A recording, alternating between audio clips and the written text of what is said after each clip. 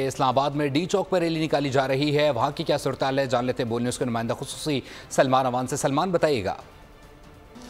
5 अगस्त 2019 के गैर कानूनी गैर आइनी भारतीय इक़दाम के खिलाफ आज पाकिस्तान में एक बार फिर यौम इस्तेसाल कश्मीर मनाया जा रहा है। इस्लामाबाद के डी चौक में मौजूद इन नौजवानों की बहुत बड़ी तादाद इस बात को जाहिर करती है कि पाकिस्तान की जो नई जनरेशन है वो भी 70 साल से चली आ रही कश्मीर की तहरीक आज़ादी की लेगेसी को अपने साथ कैरी कर रही है। पाकिस्तान के नौजवान इस बात को जानते हैं कि कश्मीर पाकिस्तान की शहरक है। इस वक्त हमारे साथ मौजूद हैं पाकिस्तान स्वीट होम्स के सरबराह जनाब ज़ुमुरुद खान, उनसे बात करते हैं। हम उस आज़ार यकजहती को जो कश्मीर ने जो कुर्बानी दी, कश्मीरी आवाम ने, कश्मीर की माओं बहनों और बेटियों ने, उनको ये यकीन दिलाने के लिए कि आप तनहा नहीं हैं। आज माशाल्लाह डी चौक के अंदर आपने देखा कि बहुत सारी सियासी जमातों के रहनुमा, कारकुन, दीगर कॉलेज यूनिवर्सिटी के बहुत सारे बेटे बेटियाँ और डिफरेंट मकतब फ़िक्र के लोग यहाँ पर मौजूद थे।